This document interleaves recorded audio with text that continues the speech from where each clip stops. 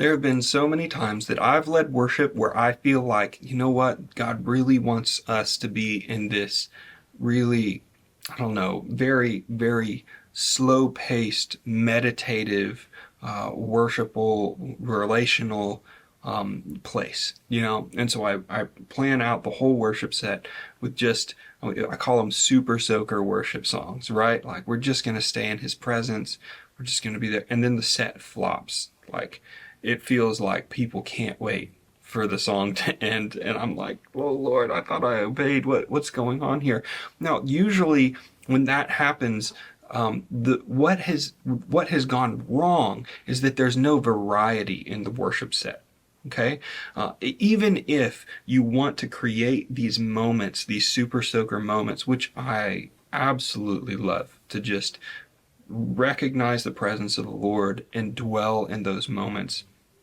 Even if you have that, there is a lot of science and a lot of wisdom to how God has created us to respond to music that we can use to help formulate moments like that well.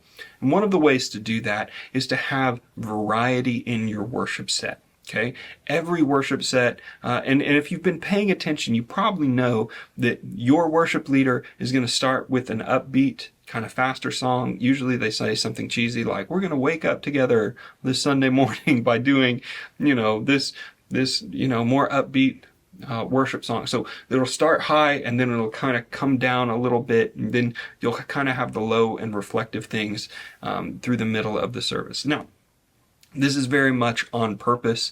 I'll try to throw some graphics up on the screen, but depending on how many songs that you have in your worship set. So for Sunday mornings, I have 5 songs, 4 songs at the beginning of the service and 1 song after. What I'll do is I'll start really high energy, faster beats per minute. Okay, so that's a faster tempo, right? I'll start really high and then I'll kind of bring it down a little bit throughout the course of the set, and then I might give a little bit of a lift right at the end, right before the sermon. Okay, now, why would I do this? Is this manipulation? No, not really. This is science, right? And this is how God designed us, okay?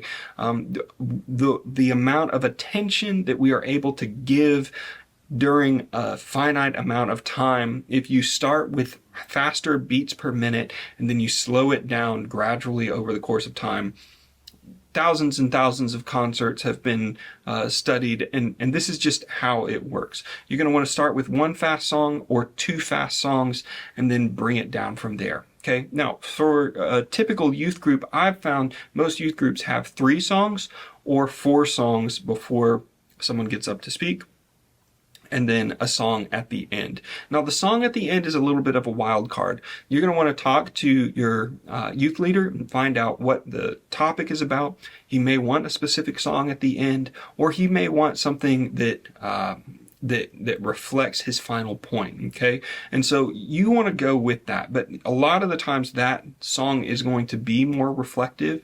It's going to be more kind of slower beats per minute, and have that kind of set the mood thing for people to respond at the end. Now, as far as the songs beforehand, you can tie those in with the message as well. And there's a lot of stuff that we'll get into with theme and keys in order to help you design a worship set that has a lot of flow to it. But for the most part, what you need to know is that take your faster song, throw it in the beginning, okay? Trust me, it helps people get more engaged. People are more willing to follow you if they can start out with a song that is a little bit faster or has a little bit more energy, right?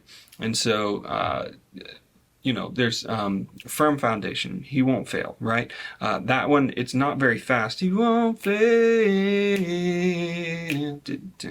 He won't fail. But it's got a lot of energy to it, okay? Now, so higher energy songs in the beginning, slow descent into the middle of the set. And that's just a general rule that will really, really help a lot. Now, if you're planning a worship night or around a campfire, you're going to want a lot more variety than that. You're going to want to start faster, come down to some slower stuff, and then you might want to hit in the middle with another fast song. That's something that you can use to like shake people out of their comfort zones a little bit. If you got a 4-song set, you can go fast, medium, fast, slow as well. That really can help people stay engaged through your worship set.